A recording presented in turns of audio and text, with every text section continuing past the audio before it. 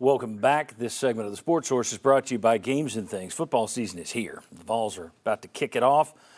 While you're wanting the perfect game day viewing center for that game, you want it for yourself, for your family, for a whole bunch of friends if you're having them over, then you need to get to Games and Things this week and pick out some brand new home theater seats. Comfortable seating makes all the difference, folks.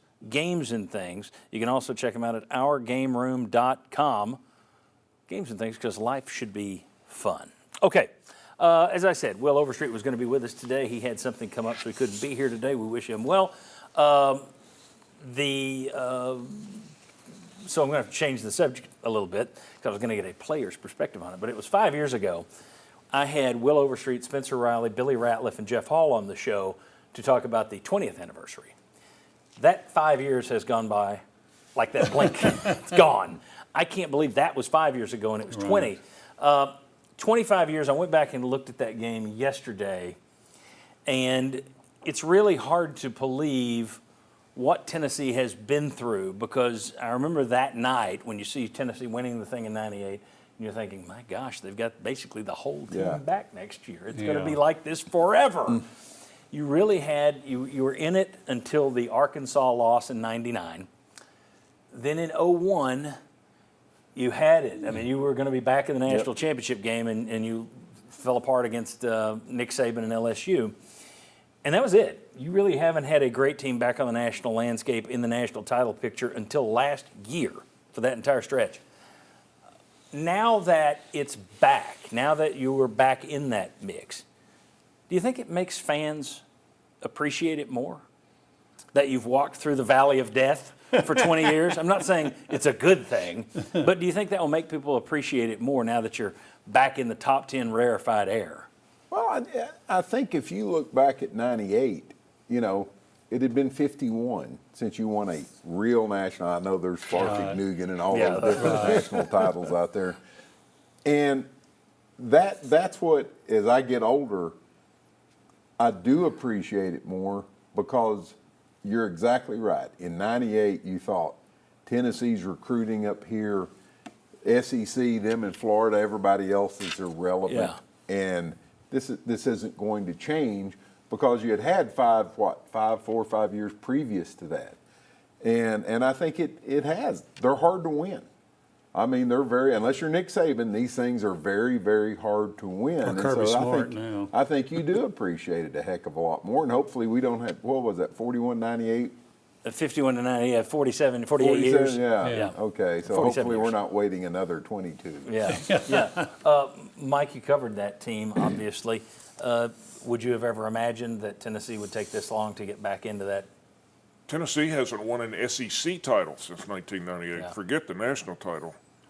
But no, I probably wouldn't have. And I've been thinking about conference titles. Winning a conference title it's going to become irrelevant, I think, because when you got 16, 18 teams, you know, good night. You better have another goal you can feel good about. Almost like in basketball, winning the regular season, the basketball title. Well, you're going to have 12 playoff slots, which is going to change it. It's all going to be about the playoff. It's going to be so much harder to win an SEC title, though. We debated this a couple of weeks ago. I think it's going to be much harder, because no longer can you just be the best team out of 7 in your division or 6 in your division. You got to be the second best out of a 16-team league. That's harder to even get to Atlanta.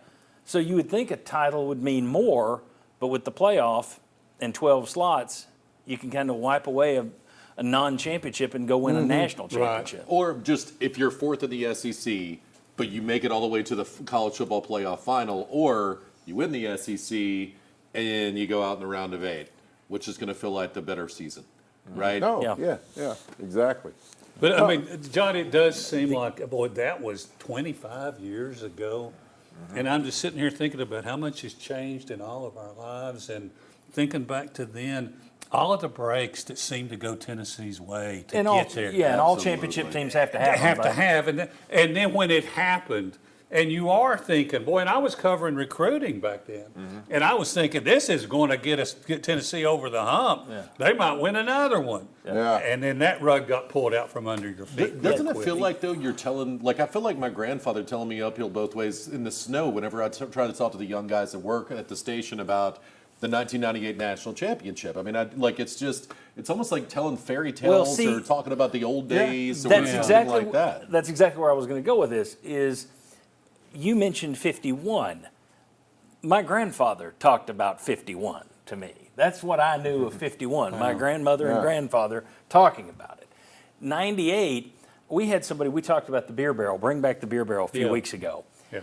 And I had somebody that smarted off online that was like, you're so old, kids today don't even know what the beer barrel was. And I'm like, well, I wasn't around for General Nealon, but I knew who he was. Still though, if you got kids who don't remember what the beer barrel was, they sure don't remember 98. 98 No. is just No. kind of this, yeah, that doesn't count. We haven't seen Well, I it. mean, It was think before about the it. BCS, You it was know, before the it- playoff, yeah, it was it's a- before all of these You things, get the right? feeling how long ago it was.